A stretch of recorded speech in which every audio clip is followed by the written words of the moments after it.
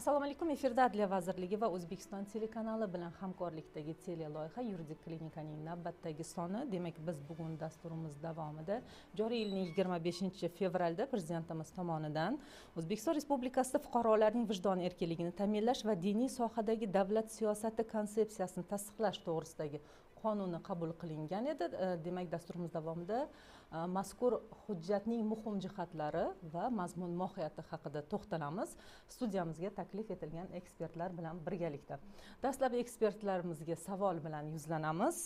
O'zbekistonda vijdon erkinligini ta'minlash borasida qanday islohotlar amalga oshirilmoqda va konsepsiyaning mazkur islohotlarga uzviy bog'liqligi nimalarda aks etdi? Avvalambor assalomu alaykum.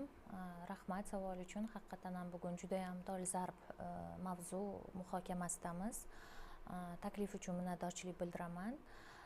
Albatta yurtimizda mana shu vijdon erkinligini ta'minlash, diniy bag'rikenglikni mustahkamlash borasida qator ezgu islohotlar amalga oshirilyapti. Xususan eng asosiy jihat bu islohotlarning huquqiy asoslari mustahkamlangan.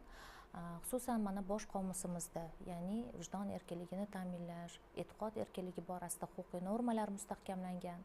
Shuningdek, 2021-yilda yangi qonun qabul qilindi, vijdon erkinligi va diniy tashkilotlar to'g'risidagi qonun qabul qilindi. Va mana shu huquqiy asoslar shakllanganligi ushbu islohotlarni samaradorligini oshirdi desak to'g'ri bo'ladi. Va yana bir muhim jihat, mana shu 7-8 yil ichida mamlakatimizda juda katta bir yo'nalishga e'tibor qaratildi. Bu tarixiy, madaniy ahamiyatga ega bo'lgan, diniy ahamiyatga ega bo'lgan obidalarni, binolarni ta'mirlash, obodonlashtirishda faol resurs ajratilishi, e'tibor qaratilishi yaxshi yo'lga qo'yildi. Undan tashqari yana bir muhim jihat, mana shu ziyorat turizmiga e'tibor qaratildi. Xususan mana haj kvotasi 3 barobar oshirildi, umra ziyorati bilan bog'liq kvotalar bekor qilindi va buning natijasida yurtimizdagi 800 mingga yaqin fuqarolarimiz o'sha ziyorat qilish imkoniyatiga ega bo'lishdi. Bu ularni o'sha diniy jihatdan bir o'zlarini ziyoratlarini amalga oshirish uchun katta bir sharoit sifatida namoyon bo'ldi. Undan tashqari 10 mingga yaqin o'sha nasroniylar, bahoiylar, boshqa o'sha din vakillari ham o'zlarini ziyoratlarini amalga oshirish imkoniyatiga ega bo'lishdi. Undan tashqari bugun yurtimizda diniy ta'lim tashkilotlari faoliyat yurityapti. 4 ta oliy ta'lim muassasasi bor, 10 ta o'rta maxsus ta'lim muassasasi, 2 ta ayollar madrasasi faoliyat yurityapti. Va albatta mana shu konstitutsiyada belgilab qo'yilgan ham diniy ham dunyoviy ta'lim olish bilan bog'liq huquqlari kafolatlanishi borasida ushbu ta'lim muassasalarining ahamiyati ham juda katta. Va 2018-yilda mana shu Xalqaro islom akademiyasi faoliyati yo'lga qo'yildi, yoki Islom sivilizatsiya markazi, Imom Buxoriy, Imom Motrudiy, Imom Termiziy markazlari bugun diniy sohada ilmiy tadqiq qilish borasida katta bir natijalarga erishyapti. Va bu boradagi islohotlar albatta xalqaro darajada e'tirof etilyapti. Xususan 2018-yilda O'zbekiston tashabbusi bilan Birlashgan Millatlar Tashkiloti Bosh Assambleyasi Ma'rifat, diniy bag'rikenglik nomli rezolyutsiyani qabul qildi. Shunday bo'lishiga qaramasdan albatta mana shuncha imkoniyat yaratib berildi, shuncha hujjatlar qabul qilinishiga qaramasdan albatta ijtimoiy munosabatlarda ba'zi bir dinga oid bo'lgan qoidalarni majburiy singdirishga urinish, ayollar va erkaklar teng huquqliligini inkor etish, fuqarolarimizni huquqlarini cheklashga urinish, qonunga itoat qilmaslik, xizmatlardan foydalanishni inkor etish kabi bir salbiy holatlar vujudga kela boshladi. Va albatta bu eng avvalo fuqarolarimizni vijdon erkinligini ta'minlash bu konstitutsiyada, ya'ni xalqimizning xohish irodasi bilan qabul qilingan konstitutsiyada mustahkamlab qo'yilgan va konstitutsiyaning 1-moddasidayoq O'zbekiston diniy o'sha dunyoviy suveren, huquqiy, demokratik, ijtimoiy davlat ekanligi mustahkamlab qo'yilganda, demak, aynan konstitutsiyaning o'zida o'sha birinchi bu qoida qayta ko'rib chiqilmasligi belgilab qo'yilgan.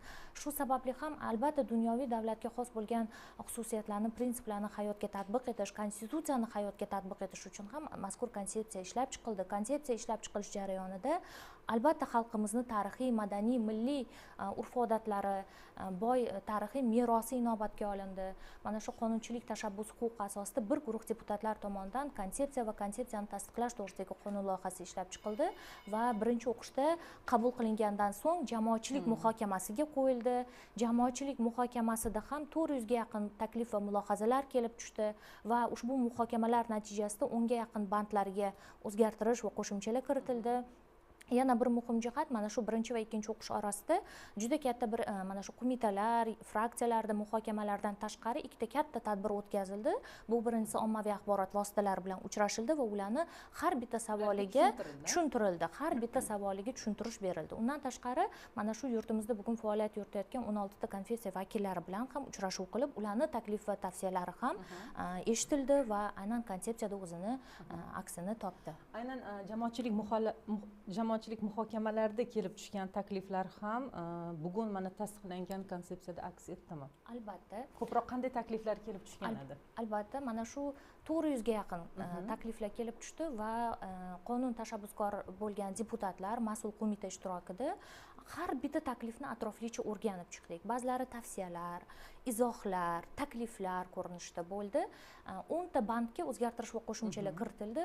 Asosan kelib tushgan takliflar mana shu inobatga olinganlari konfessiyalar o'rtasidagi totuvlikni mustahkamlash, muloqot maydonini yaratish, xotin-qizlarning ijtimoiy-siyosiy faolligini ta'minlash va albatta yurtimizdagi vijdon erkinligini ta'minlash borasida mana shu buyuk mutafakkirlarimiz, diniy ajdodlarimizni mana shu diniy merosini tatbiq etish masalalariga e'tibor qaratish kabi bir yaxshi takliflar kelib tushdi. Mana shularni konsepsiyada aks ettirishga harakat qildik. Feruza aka, qo'shimchalar bormi dastlabki savol bo'yicha? Chunki mavzu sizlar uchun bizda dunyoviy davlat yashaymiz. Biz uchun asosiy ustuvor hujjat bu O'zbekiston Respublikasining konstitutsiyasi hisoblanadi. Yuqorida ta'kidladilar.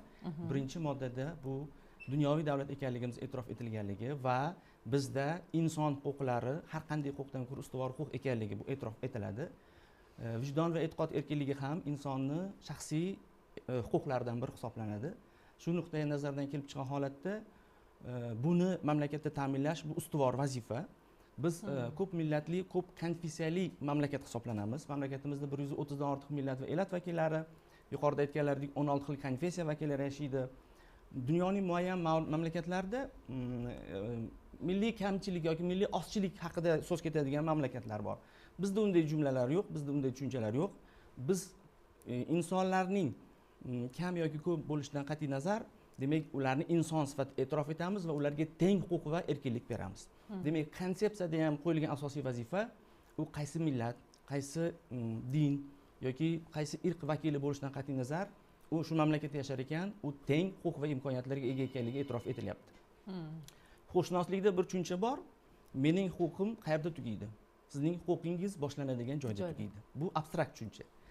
Biz shuni xohlaymiz va konsepsiyaning ham asosiy vazifasi shuki, mamlakatimizda yashayotgan shu turli millat va elat vakillari o'zaro bir-biri bilan muloqotda, ana shu e'tiqod va vijdon erkinligi borasida ham mening huquqim qayerda tugaydi, qaram-qarshimda turgan insoniy huquq qayerda boshlanadigan tushunish kerak, anglash kerak va hayotda buni amalda qo'llash kerak. Agar shu narsani qo'llasa, biz konsepsiyada nazarda tutilgan o'sha maqsad vazifalarga erishgan bo'lamiz. Endi bevosita o'sha konsepsiyaning maqsadi haqida mana qisman to'xtalindi, lekin batafsilroq ma'lumot berilsa yaxshi bo'lardi. Asosiy vazifalari hamda prinsiplari haqida ham ma'lumot berib o'tsangizlar. Konsepsiyani asosiy ko'zlangan maqsadi o'sha O'zbekistonda yuqorida ta'kidlab o'tildi.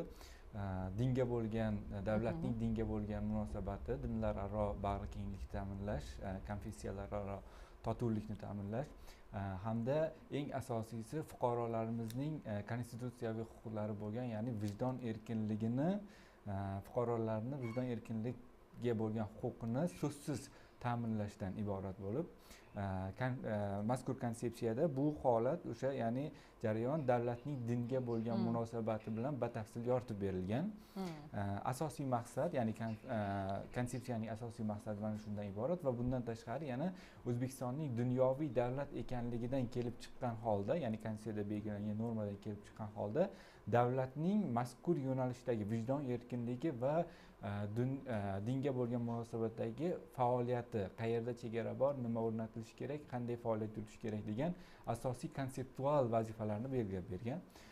Konsepsiyaning asosiy prinsiplariga to'xtaladigan bo'lsak, bu albatta qonuniylik, dinning davlatdan ajratilganligi va vijdon erkinligi, erkin tanlov degan tenglik prinsiplari mavjud. Ya'ni bu prinsiplar qonuniylik o'z-o'zidan ma'lum, har bitta o'sha qonun hujjatimizda bor. Ya'ni konstitutsiya va qonunlarning ustuvorligi, ya'ni barcha munosabatlarni tartibga solishda bizda har qanday holatda konstitutsiya va qonunlarga asoslanib ish ko'rilishi hisoblanadi.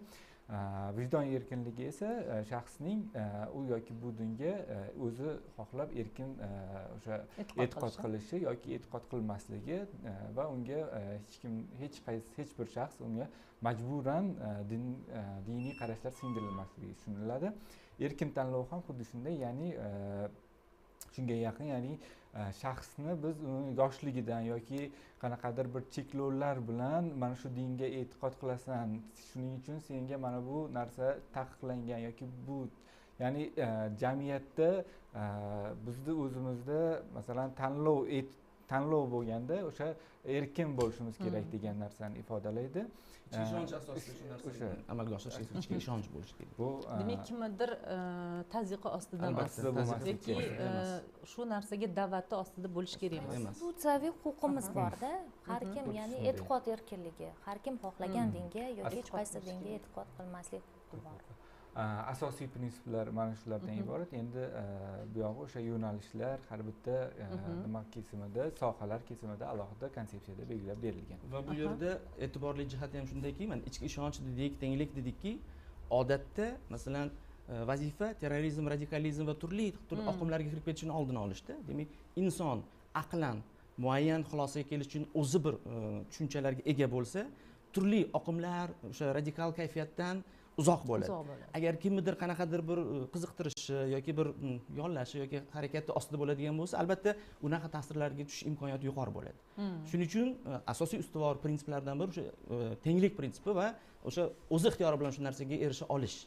Shu narsagacha yetib borish imkoniyatiga erishish hisoblanadi. Yana bir muhim prinsipi bor, dinlararo muloqot prinsipi ham bor va mana shu konsepsiyada milliy qonunchiligimizda yangi tushunchalar ham kiritib o'tildi. Umuman qonunchiligimizda yangi bo'lgan dunyoviylik, dunyoviy qadriyat, umumjamiyat manfaatlari, dunyoviy davlat degan tushunchalarga alohida ta'rif berildi konsepsiya bilan.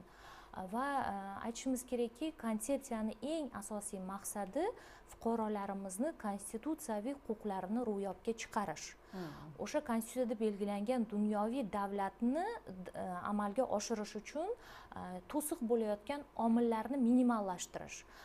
Va yana bir muhim jihat, jamiyatimizda ijtimoiy birdamlik, hamjihatlik, totuvlik muhitini mustahkamlash.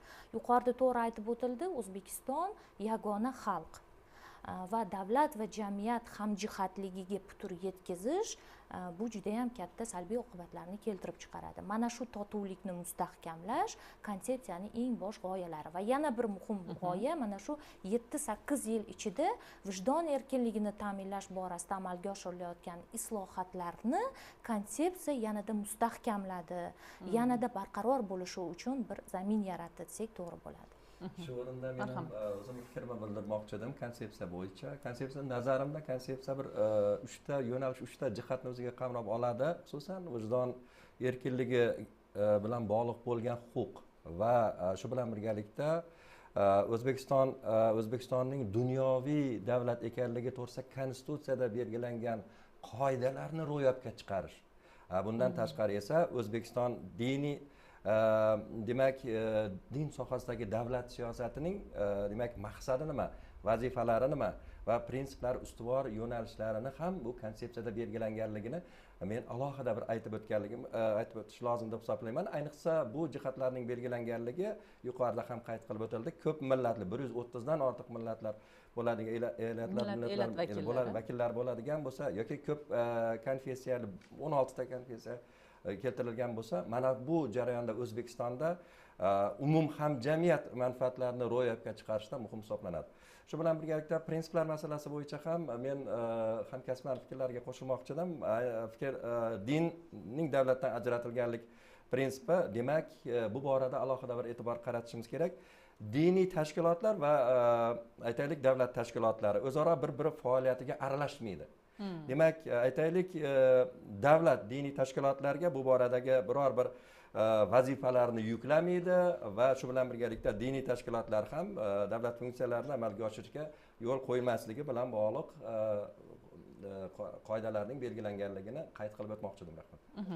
Shu o'rinda dunyoviy davlatni rivojlantirishning ustuvor yo'nalishlari va mexanizmlari qanday bo'ladi? Konsepsiyada bu masala qanday ochib berilgan? O'sha dunyoviy davlatni rivojlantirishning asosiy mexanizmlari ham belgilab berilgan. Bu o'sha turli sohalar kesimida belgilangan. Masalan, davlat boshqaruvi yo'nalishida, iqtisodiyotni tartibga solishda bizda muhim jihatlar, ya'ni sog'liqni saqlash, madaniyat, ta'lim sohalari mavjud.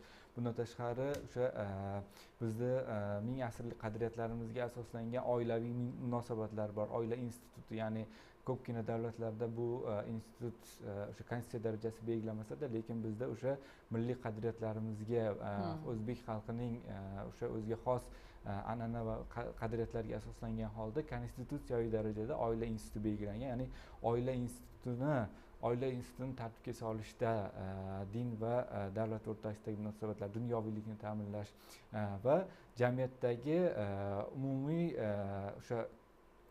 umumiy munosabatlarni ham asosiy yo'nalish sifatida mana shu yo'nalishlarni tartibga solish bo'yicha konsepsiyada qoidalar belgilangan. Marhamat. Bersangiz, endi konsepsiya o'sha tashabbuskor guruh deputatlari orasida bo'lgani uchun aynan mana shu normalar juda ham muhokama bo'lgan, ya'ni dunyoviy davlatning ustuvor yo'nalishlari va mexanizmlari. Aynan davlat boshqaruvi, ta'lim, tibbiyot, san'at, nikoh instituti bilan bog'liq yo'nalishlar tanlab olinganligi, boshqa sohalarda bu konsepsiyani qoidalari amaliyotga tatbiq etilmaydimi? Yo'q, hamma jabhada tatbiq etiladi. Hamma jabhada tatbiq etiladi, lekin aynan mana shu yo'nalishlar muhim ahamiyatga ega ekanligi bilan, bu yo'nalishlarda aynan dunyoviylik, diniy bag'rikenglik tushunchalarini ahamiyati yuqori ekanligi bilan baholanadi, xususan mana davlat boshqaruvida. Albatta, davlat xizmatchisi qanaqa dinga e'tiqod qilishdan qat'iy nazar u qonunlarga va konstitutsiyaga zid qaror qabul qilishi va o'z professional faoliyatini yoki o'z vazifalarini mana shu qonunlarga zid amalga oshirishi mumkin emas. Yoki mana ta'limda aytaylik. Ta'lim albatta dindan ajratilgan holda turli xil diniy aqidalarni majburan singdirish mumkin emas. Faqat ilmiy jihatdan o'sha ko'nikmalarni shakllantirish, milliy urf-odatlarimiz, qadriyatlarimiz, axloq normalari, ijtimoiy xilma-xillikni hurmat qilish kabi bir g'oyalarni, vatanparvarlik g'oyalarini yoshlarimizga singdirish ta'limda juda katta ahamiyatga ega va konstitutsiyada umumiy o'rta ta'lim majburiy ekanligi belgilab qo'yilgan va ushbu majburiy jihatlarni hech bir asosga ko'ra cheklamaslik juda ham katta ahamiyatga ega. Yoki mana iqtisodiyot yo'nalishida o'sha empirik dalillarga asoslangan, obyektiv kuzatuvlarga asoslangan, tahlillarga asoslangan iqtisodiy qonuniyatlarga asoslanib faoliyat yuritish iqtisodiy yo'nalishda yoki sog'liqni saqlashda ilmiy asoslangan xizmatlarni taklif qilinganda o'sha insonni sog'lig'ini saqlab qolish uchun oxirgi bir yordam sifatida mana shu ilmiy asoslangan xizmatlarni inkor etmaslik va bu borada ko'proq targ'ibot ishlarini amalga oshirish mana shu konsepsiyani eng asosiy bir yo'nalishlaridan biri etib belgilangan. Bu yo'nalishlar haqida hozir yana ko'rsatuv davomida to'xtalamiz, batafsil ma'lumotlar beramiz. Yuqorida mana Shahnoz opa iqtisodiyotda dunyoviylikni ta'minlash borasida so'z boshladilar. Bevosita konsepsiyada davlat boshqaruvi yo'nalishida ham nimalar deyilgan? davlat boshqaruvi bu asosiy o'sha yo'nalishlardan, konsepsiyada dunyoviylik ta'minlashning asosiy yo'nalishlaridan biri hisoblanadi. Ya'ni davlat boshqaruvini amalga oshirishda bizda o'sha mana shu davlat boshqaruviga oid qarorlarni qabul qilishda konstitutsiya va qonunlarga asoslangan holda umummilliy va umuminsoniy qadriyatlar, bundan tashqari bizni o'zimizga xos bo'lgan o'sha madaniy merosimizni hurmat qilgan holda umummilliy o'sha umumjamiyat manfaatlarini ko'zlagan holda qarorlar qabul qilishga tayanish hisoblanadi. Ya'ni o'sha qaysi sohada bo'lishidan qat'iy nazar buni amalga oshirishni o'ziga xos mexanizmlari mavjud. Ya'ni davlat boshqaruvi qanaqa amalga oshiriladi bizda deydigan bo'lsa, avvalo bizda o'sha qonunchilik bor, ya'ni normativ hujjatlarni ishlab chiqish, ularni qabul qilish jarayoni bilan davlat boshqaruvi tartibga solinadi. Mana shu jarayonlarda ham o'sha konstitutsiya va qonunlarga asoslanish va ilmiy asoslangan bir dalillarga tayanish kerakligi o'sha boyagi davlat boshqaruvida dunyoviylikni ta'minlash mexanizmi hisoblanadi. Bundan tashqari bizda mana davlat boshqaruvini kim amalga oshiradi? Davlat xizmatchilari amalga oshiriladi. Davlat xizmatchilarining ham o'sha o'zini, ya'ni vijdon erkinligi konstitutsiyaviy huquqi hisoblanadi, bu kafolatlangan, lekin o'zining funksional vazifalarini bajarish jarayonida diniy qarashlarini singdirmaslik, ya'ni o'zining diniy qarashlarini o'sha qarorlar qabul qilish jarayoniga ta'sir o'tkazmasligi va buni ta'minlash. Buni qanday ta'minlanadiki, ularga mana shu, ya'ni qarorlar qabul qilish jarayonida umumjamiyat, umuminsoniy va konstitutsiya qonunlarga tayanish kerakligiga oid ko'nikmalarni hosil qilish orqali.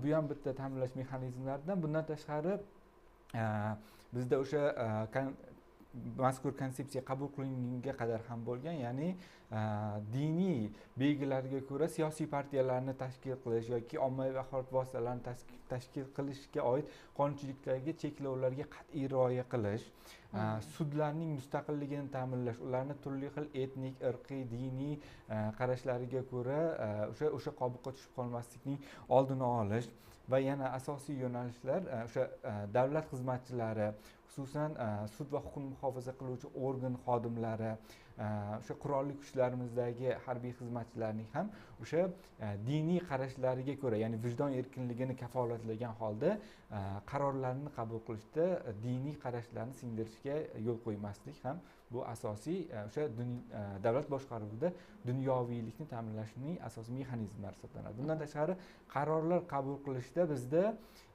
fuqarolar va fuqarolik jamiyat institutlarining ishtirokini ham ta'minlash eng muhim ustuvor vazifalardan biri hisoblanadi. Qo'shimchalar bor? Bugungi biz qurayotgan fuqarolik jamiyatining asosiy bosh mezonlaridan biri shu hisoblanadi. Ya'ni har qanday qarorlarni qabul qilishda turli nodavlat, notijorat tashkilotlar, fuqarolik jamiyati institutlarining erkin ishtiroki, o'z fikrlari bilan o'sha muayyan masalalarda o'zini fikrini bildira olish imkoniyati mavjud bo'lishi lozim ekanligi. Men o'zimni shaxsiy kuzatuvlarim, faoliyatim natijasidan kelib chiqib bitta narsani ayta olamanki, davlatlarni konfessional nuqtai nazardan tiplarga bo'linadi o'zi, masalan dunyoviy, teokratik yoki din asosida boshqariladigan, klerikal, muayyan din ustuvorlik qiladigan va ateistik tip bo'linadi. Men ishonch bilan ayta olaman, insonlarning vijdon va e'tiqod erkinligi tugal kafolatlanadigan davlatchilik bu dunyoviy davlatchilik hisoblanadi. Shuning uchun ham biz o'sha mustaqillik dastlabki yillaridan shu konstitutsiyani o'zida tamal toshi qo'yib, insonlarning huquqlari, erkinliklari yoki o'sha ustuvor ekanligini ta'minlashni nazarda tutganmizmi? Shundan kelib chiqqan holatda 21-yilda qonun qabul qilgan bo'lsak-da, konsepsiyani o'ziga xos jihati shu qonunchilik texnikasidan chiqib ketadi bu. Deputatimiz ham tasdiqlashlari mumkin. Ya'ni o'sha zamonaviy tahlil haqida ham gap ketyapti. Bir tomondan biz bugungi yoshlarimizga kechagi kun bilan tahlil, taqqos bilan xulosa qilishga imkoniyat yaratib beramiz. 91-yildan boshlab bugungi kungacha bir tahlil ketyapti. Qanday voqea hodisalar sodir bo'ldi, nimaga turtki bo'ldi, qanday hujjatlar qabul qilindi. Bu ham masalan biz o'rta avlod vakillari sifatida buni tasavvur qila olamiz. Biz boshdan kechirganmiz, lekin bugungi yoshlar ham demak bu narsani tushunishi kerak, anglashi kerak, ongli ravishda anglashi kerak va unga amal qilish kerak. Shuning uchun bu o'ziga xos bir tasavvurni paydo qilish uchun bir turtki deb hisoblayman. Konsepsiyada bir ustuvor yo'nalish sifatida ustuvor yo'nalishlarga ham e'tibor berganimda juda noziklik bilan tanlangan deb o'yladim. Chunki bugun aholini aksariyat qismi ijtimoiy tarmoqlarda faol. ijtimoiy tarmoqlarni agar kuzatadigan bo'lsangiz, muammoli vaziyatlar, tushunmovchiliklar, muammolar aslida qayerda degan savol xuddi biz mana shu ustuvor yo'nalishlar belgilangan masalalarda. Shuning uchun buning ichida masalan oila institutini mustahkamlash masalasi alohida yo'nalish, ustuvor yo'nalish sifatida berilyapti. Bu ham bekorga emas. Chunki biz konstitutsiyada yuqorida ta'kidlaganlaridek belgilab qo'ygan bo'lsak-da, ustuvorligini, o'sha gender tenglik, erkak va ayolning tengligi masalasi bo'lsa-da, keyingi yillarda aholimiz o'rtasida o'shani bepisandlarcha qarash yoki bo'lmasa o'sha qonun yoki oila kodeksi normalaridan chiqib turli o'sha qadriyatlar yoki o'sha diniy yondashuvlar asosida nikoh belgilashga qaratilgan bir harakatlarni amalga oshirish. Men statistika aytishim mumkin. Garchi oila kodeksida masalan nikoh qonuniy ro'yxatdan o'tkazilgan, bu yerda vijdon erkinligi buzilayotgan joyi yo'q. Qonuniy ro'yxatdan o'tkazilgandan keyin bemalol qaysi din va e'tiqod vakili bo'lsangiz, o'sha diningiz, e'tiqodingiz asosida nikohni o'qitavering. Bunda muammo yo'q. Lekin rasmiy masalan imomlar tomonidan ham 24-yilda 43 ta bu statistika. Demak, rasmiy nikoh o'qilmasdan turib yoki qayd etilmasdan turib o'sha shar'iy nikohni amalga oshirish holatlari yuzaga kelgan. Va davlat 34 yillik mustaqillik yillar davomida, demak, mana shu, chunki bu holatda na erkakning na ayolning huquqi himoya qilinmaydi. Ertaga uni qonun tan olmaydi, sudda ish ko'rilmaydi. Boshqa, demak, ikkinchi otalikni belgilash bilan bog'liq yoki ayollarning huquqlari, mulk bilan bog'liq, er-xotinlik munosabatlaridagi bog'liq bir qancha muammolarni keltirib chiqarishga sabab bo'ladi. Shuning uchun bu yerda o'sha tenglik masalasi alohida e'tirof etilyapti. Bir vaqtning o'zida bir shaxs bitta nikohda bo'lishi va ikkinchi erga tegish yoki ikkinchi uylanish yoki mana o'sha nima deydi, diniy yoki o'sha rasm rusumlar asosida ekanligiga chek qo'yish masalasi. Ya'ni yagona bitta bir vaqtning o'zida bitta nikohda bo'lish lozim ekanligini yana bir marta e'tirof etyapti va buni mexanizmlari haqida bir takliflarni beryapti. Mana yuqorida mana siz nikoh institutini tartibga solish bilan bog'liq bo'lgan yo'nalishga to'xtalib o'tib ketdingiz, lekin bir qancha yo'nalishlarni qamrab olganligi haqida biz ko'rsatuv avvalda ham aytgan edik. Ta'lim, tibbiyot va madaniyat yo'nalishlarida ham dunyoviylikni ta'minlash mexanizmlari qanday ta'minlanadi? Aynan nimalardan iborat? Yuqorida ozgina bu haqda to'xtalib o'tdim. Haqiqatan ham mana batafsilroq ma'lumot bersangiz. Haqiqatan ham mana shu dunyoviy diniy sohada davlat siyosatining asosiy maqsadi mana shu fuqarolarimizni vijdon erkinligini ta'minlashda teng shart-sharoitlar yaratish, o'sha konfessiyalar o'rtasidagi totuvlik, diniy tashkilotlar o'rtasidagi hamjihatlikni mustahkamlashdan iborat va aynan dunyoviy davlatning ustuvor yo'nalishlari sifatida juda ham mana katta e'tirof etdilar. Rahmat. Avvalo o'sha noziklik bilan tanlanganligi, aynan muammolar bor sohalar tanlanganligi aytib o'tildi. Haqiqatan ham mana bugun ta'lim bu juda ham muhim yo'nalish, soha hisoblanadi. Va dunyoviy davlatda albatta ta'lim ilmiy bilimlarni berishga, turli aqidalar, diniy bilimlarni majburan singdirishga yo'l qo'yilmaydi. Va mana shu ta'limda farzandlarimizga o'sha milliy qadriyatlarimiz, axloq normalari, ijtimoiy xilma-xillikni hurmat qilish va vatanparvarlik tuyg'ulari albatta singdirish bilan o'sha o'rgatib boriladi. Konstitutsiyada belgilab qo'yilgan ta'lim olish bilan bog'liq huquqlarni cheklashga hech qanaqa yo'l qo'yilmaydi. O'sha majburiy ta'lim yoki boshqa bir yo'nalishlarda, oliy ta'limda ham umuman fuqaro o'qishni istasa, izlanishni istasa unga imkoniyat yaratib berish konstitutsiyada mustahkamlab qo'yilgan. Demak, buni hech bir shaxs tomonidan cheklanishiga yo'l qo'yilmaydi. U qanaqa qarashlar, boshqa yo'nalishlar bilan ham fuqaroni ta'lim olish bilan bog'liq huquqlarni cheklashga yo'l qo'yib berilmaydi.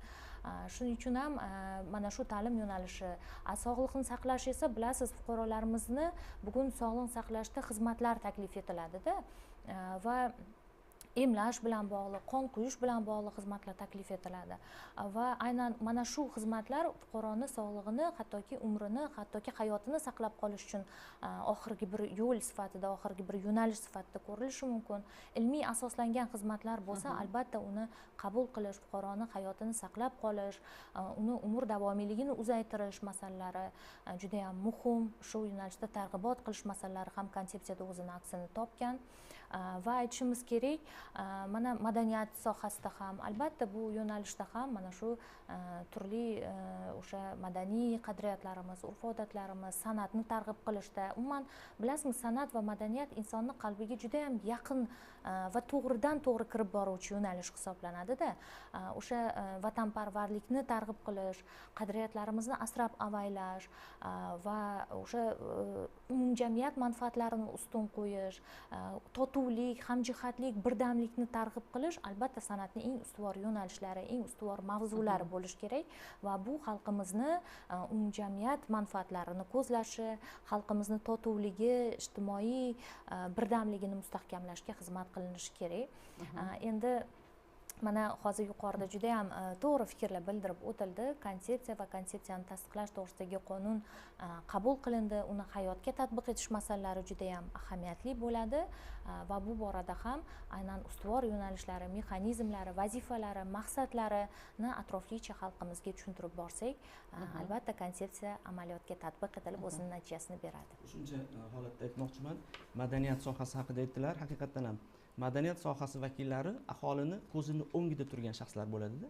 Shuning uchun ularga ergashish osonroq, ularga taqlid qilish osonroq. Taqlid, ergashish yuqori bo'lganligi tufayli ular professional faoliyatidan kelib chiqib yondashish kerak, qachonki aholi ergashish uchun. Lekin o'zining qarashlari, yondashuvlari emas. Bu yerda professional faoliyat bilan aholini esida qolishga harakat qilish kerak. Ta'lim tizimi masalasida bo'ladigan bo'lsa, u yerda ham mana tanqidiy, tahliliy yondashuvlar sog'liqni saqlashda ham, masalan bizda hozir sharq tabobati bor, lekin aholi o'rtasida shunaqa bir insonlar uchraydiki, tushunchalar, insonlar borki, qayerdadir kimdir biron narsani bo'ladigan bo'lsa, og'ir holatga tushgan yoki kasallikka tushgan odam har qanaqa sharoitda ilinchda. Shuning uchun aytilyaptiki, tanqidiy tahlilga asoslangan bo'lishi kerak. Buni inkor etish yo'q. Sharq tabobati tan olinadi, faqat tanqidiy tahlil va ishonchli bo'lgandagi murojaat qilish imkoniyatini yo'lga qo'yish. Ta'lim masalasida ham bizda 11 yillik majburiy ta'lim joriy qilingan, hech kim ta'limdan cheklanmaydi. Diniy ta'lim masalasida ham hech qanday cheklovlar yo'q. Qachonki 11 yillik majburiy ta'limni olganimizdan keyin hech qanday muammosiz mamlakatda tashkil etilgan o'sha umumiy o'rta maxsus diniy ta'lim muassasalari, bu islomiy bo'lsin, noislomiy bo'lsin, undan keyin professional diniy ta'lim muassasasidan keyin 4 ta oliy diniy ta'lim muassasasi tashkil etilgan. Mana bu yerlarda diniy ta'limni olib, professional soha vakiliga aylanish mumkin. Va albatta men xohlar edimki, diniy masaladagi qanaqadir bir yondashuvlar haqida fikr berish yoki jamoatchilikka fikr qoldirish uchun ham professional soha vakili bu haqida munosabat bildirsa, unda to'g'ri bo'ladi. Bugun jamoatchilik orasida kim nimani xohlasa, shu o'zining yondashuvini, fikrini berish bor va buni orqasidan ham ergashish bor. Albatta, bu yerda yana yuqorida aytganimiz turli radikal g'oyalar, qarashlar, terrorizm, radikalizm yoki ekstremizm yondashuvlarni ko'paytirishga sabab bo'lishi mumkin. Chunki yoshlarda aytdik-ku, kechagi kunni tahlili ularda yo'q. Shuning uchun bu narsaga e'tibor jiddiy qaratish kerak deb hisoblayman. Balki o'sha tegishli soha vakillari ham mana shu ijtimoiy tarmoqlarda muntazam ravishda to'g'ri targ'ibot ishini olib borish kerakdir. Shundagina nazarimizda siz aytib o'tayotgan qo'shtirnoq ichidagi ekspertlarga ergashish kamayarmidi? Albatta. Ruxsat bersangiz, konsepsiya bilasizmi, hamma to'g'ri tushunishimiz kerakki, konsepsiyani qabul qilinishi bu dinlarning rivojlanishi uchun xizmat qiladi va e'tiqod erkinligini ta'minlab beradi. Bu aniq yozilgan. Vijdoniy har kim xohlagan dinga e'tiqod qilishi mumkin. Va fuqarolarimizni mana shu yo'nalishdagi huquqlarini kafolatlashga xizmat qiladi. Konstitutsiyaviy huquqlarini kafolatlashga xizmat qiladi.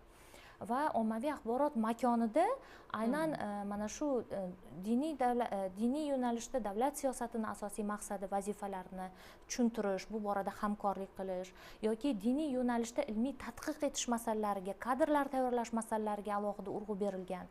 Mana shu kabi vazifalarning natijadorligini oshiradi. Va yana bir muhim jihat, yana qayta aytishdan hech qachon charchamasligimiz kerak. Konsepsiyani qabul qilinishi bugungi kunda juda katta qadrli va qimmatli bo'lgan ijtimoiy birdamlik, totuvlik, hamjihatlik muhitini mustahkamlaydi. Va konsepsiyani qabul qilinishi barcha darajadagi rahbarlar uchun alohida vazifalar belgilangan va parlamentda ham o'sha parlament qarori bilan, Oliy Majlis palatalarining qarori bilan parlament komissiyasi faoliyatini yo'lga qo'yilishi kabi vazifalar ham juda ham katta ahamiyatga ega, chunki konsepsiyani faqatgina qabul qilish emas, muhokama qilish emas, balki uni targ'ib qilish, amaliyotga tatbiq etish masalalari juda ham muhim ahamiyatga ega. Shundagina biz o'sha konsepsiyada belgilangan ezgu g'oyalarni hayotga tatbiq etib, o'zini natijadorligini ko'rsatishga erishamiz. Albatta erishilgan bo'lar. Shu o'rinda Dilmurod, sizdan so'ramoqchi edik. Mana yuqorida tashviqot, targ'ibot ishlari haqida so'z oldi. Konsepsiyani amalga oshirishda bilamizki, mana yuqorida ham bir qancha ekspertlarimiz aytishdi, birinchi o'rinda uni mazmun mohiyatini yetkazishimiz kerak, fuqarolarga to'g'ri yetkazish kerak degan masalalar ham ko'tarildi. Asl maqsadi, vazifalari nimalardan iborat? Aynan mana shu masalalar qanchalik to'g'ri targ'ib qilinyapti, qanchalik bu masalada fuqarolarga manzilli yetkazilyapti? Albatta bu borada ya'ni har qanday qonun hujjatini ishlashi, uni ya'ni amaliyotda joriy etilishi uchun avvalo uni o'sha keng jamoatchilikka to'g'ri tushuntirish, ya'ni ularni amal qilish, ya'ni xalqimiz tomonidan, fuqarolarimiz tomonidan qonunga amal qilish uchun uni to'g'ri tushunib yetish kerak bo'ladi. Bu borada Adliya vazirligining yaxshi bir ijobiy tajribalari bor. Ya'ni boshqa davlat organlari tashkilotlari, sohaga mas'ul bo'lgan boshqa davlat organ tashkilotlari bilan hamkorlikda turli loyihalarimiz yo'lga qo'yilgan. Ya'ni bu o'sha fuqarolik, avvalo o'sha fuqarolik jamiyati institutlarini, ya'ni sohaga mas'ul bo'lgan, bizda yuqorida aytib o'tildi, bir qancha konfessiyalar bor yoki o'sha turli diniy yo'nalishdagi tashkilotlarimiz bor. Mazkur tashkilotlar bilan hamkorlikda, davlat din ishlari bo'yicha qo'mita bilan hamkorlikda turli xil o'sha konsepsiyani har bitta yo'nalishi, uni amalga oshirish mexanizmi, bu bizga nima beradi, qanday majburiyatlar, qanday huquqlarni ta'minlaydi, mana shu bo'yicha alohida o'sha ijtimoiy tarmoqlar uchun video roliklar tayyorlash orqali, bundan tashqari o'sha mana hozir o'tirganimiz kabi televideniyada ham turli ko'rsatuvlar efirga uzatish, hududlarda esa bizda haftaning har chorshanba kuni huquqiy targ'ibot kuni deb belgilangan. Bunda faqatgina adliya organlari emas, balki sohaga mas'ul bo'lgan o'sha diniy soha vakillari deymizmi, fuqarolik jamiyat instituti vakillarini jalb qilgan holda har chorshanba kuni har bitta mahallaga borgan holda o'sha mahalladagi nuroniylarni jalb qilgan holda, chunki davlat tashkilotini, bizda aksariyat davlat tashkiloti xodimlari yosh bo'ladi. Fuqarolarga, yoshlarimizga tushuntirishda esa o'sha mahallani o'zidan chiqqan, ya'ni so'zi o'tadigan, bir yoshi katta, bir o'sha katta tajribaga ega bo'lgan fuqarolarimiz jalb qilgan holda o'sha targ'ibot tadbirlari tashkil qiladi. Bu juda bir samarali bo'ladi. Ya'ni o'sha yuqorida aytganimdek, so'ziga kiradigan inson, ya'ni bir tanigan insonni ertaga masalan ko'cha-ko'yda ko'rganda ham shu inson menga shu nimani o'rgatganda endi amal qilmasam buni yuziga bir nima bo'ladi degan bir tushuncha paydo bo'ladi. Shu maqsadda yoshlarimizga shu tartibda ham tushuntirishlar olib borilyapti. Yosh urug'larni tajribasidan ham albatta foydalanishni yo'lga qo'yilyapti. Bundan tashqari ta'lim muassasalarida esa bizda huquqiy bilimlar oyligi degan loyihamiz yo'lga qo'yilgan. Mazkur loyiha orqali o'sha pedagoglarni, psixologlarni jalb qilgan holda o'sha konsepsiyada belgilangan asosiy qoidalar o'sha yoshlarga, o'quvchi yoshlarga ularning tilida, sodda tilda, ya'ni qonunchilik tilida emas, bu unga hozir va kelgusida qanday huquqlarni kafolatlayapti. Mana shu nuqtai nazardan tushuntirish ishlari olib borilmoqda. Ko'rsatuvimiz so'ngida o'sha konsepsiyadan kutilayotgan natijalar haqida ham to'xtalib o'tsangizlar. Konsepsiyada nazarda tutilgan vazifalar bizda ham shu amalga oshirish bo'yicha ishlar amalga oshirilyapti. Ayni paytda professional faoliyatdan kelib chiqadigan bo'lsa, O'zbekiston Xalqaro islom akademiyasi, u yerda konsepsiyani o'zida ko'rsatilgan diniy va dunyoviy bilimlarga ega bo'lgan mutaxassislarni tayyorlash. Shuning uchun biz ham kafedramiz bilan volontyorlik guruhini tashkil etib, yuqori kurs talabalaridan akademiyani o'zini talabalarini o'zini birinchi navbatda qurollantirish, bilimlar bilan qurollantirish ustida ishlayapmiz. Hozir o'zim bosh bir qancha talaba guruhlariga kirib, yo'nalishlarni bo'lib olgan holatda faollik ko'rsatyapmiz va kelajakda rejamiz maktablarning yuqori sinflari, o'rta maxsus ta'lim muassasalariga chiqib ham bu borada biz jiddiy kirishganmiz shu narsani tushuntirishi. Chunki bu professional faoliyatimiz hisoblanadi. Endi konsepsiya masalasida xalqimiz bitta narsani tushunishi kerak va ishonishi kerakki, bu konsepsiya dunyoviy davlat deb ko'p e'tirof etyapmiz-ku, lekin bizni milliy va diniy qadriyatlarimizga hech qanaqa taqiq emas. Milliy va diniy qadriyatlarimizni albatta shuni asosida ishlab chiqarilgan. Umumjamiyat degan so'z yuqorida juda chiroyli e'tirof etildi. Demak, bu yerda demak turli din vakillari, turli millat va elat vakillari yashagandan keyin demak umumjamiyat manfaatlari. Demak, har bir din, har bir millat, har bir vakillarning qarashlari qaysidir ma'noda nima qilish kerak? Hisobga olinish kerak va shu nuqtai nazardan kelib chiqib umumjamiyat manfaatlari e'tirof etilishi kerak. Shuning uchun buni xalqimiz shunday tushunishlarini men xohlagan bo'lar edim. Ana bu yo'nalishda bergan savolingiz bo'yicha men fikrlarimni bildirmoqchi edim. Ya'ni konsepsiyadan belgilangan vazifalarni amalga oshirish natijasida qanaqa natijalar kutilmoqda? Men bir qator natijalar kutilayotganligini aytib o'tmoqchiman. Ba'zi birlarga to'xtalib o'tmoqchiman. Xususan Konstitutsiyamizning 35-moddasida vijdon erkinligi huquqi kafolatlangan. Ya'ni demak fuqarolar xohlagan dinga e'tiqod qilishi yoki qaysi demak dinga e'tiqod qilmasligi, xohlasa e'tiqod qiladi, xohlasa e'tiqod qilmaydi. Va bu boradagi demak diniy qarashlarni majburan singdirishga yo'l qo'ymasligi. Demak, mana shu vijdon erkinligi sohasidagi huquqlarni konstitutsiyaviy huquqning amalga oshirilishiga shart-sharoit yaratib beradi. Shu bilan birgalikda jamiyatdagi qonun ustuvorligini mustahkamlab beradi. Natijada fuqarolarning konstitutsiyaviy huquq erkinliklari himoya qilish samaradorligi oshadi. Bundan tashqari jamiyatdagi totuvlik, ijtimoiy hamjihatlik va birdamlik mustahkamlanadi. Natijada yuzaga kelishi mumkin bo'lgan demak nizolarning oldi olinadi va aytaylik profilaktika qilish imkoniyati yuzaga keladi. Bundan tashqari dunyoviylikni ta'minlashga doir qonunchilik yanada takomillashadi. Mavjud to'g'ri, ba'zi o'rinlarda mavjud bo'shliqlar bo'lishi mumkin, ziddiyatlar bo'lishi mumkin. Mana shu ziddiyatlar to'ldiriladi. Natijada jamiyatdagi munosabatlar to'la to'kis tartibga solinadi va tinchlik, totuvlik ta'minlanadi. Rahmat etamiz Doniyor aka sizga. Bugungi ko'rsatuvimizda ishtirok etgan barcha ekspertlarga minnatdorchilik bildiramiz. O'ylaymizki, bizni kuzatib borganlar bevosita O'zbekiston Respublikasida fuqarolarning vijdon erkinligini ta'minlash va diniy sohadagi davlat siyosati konsepsiyasini mazmun mohiyati, muhim jihatlari haqida yetarlicha ma'lumotlarga ega bo'lishdi, lekin bitta ko'rsatuv bilangina uni mazmun mohiyatini yetkazish kifoyalanmaydi. Keyingi dasturlarimizda ham bu haqda albatta to'xtalamiz. Yuridik klinika ko'rsatuvini tomosha qildingiz. Keyingi dasturlarda ko'rishguncha xayr, salomat bo'ling.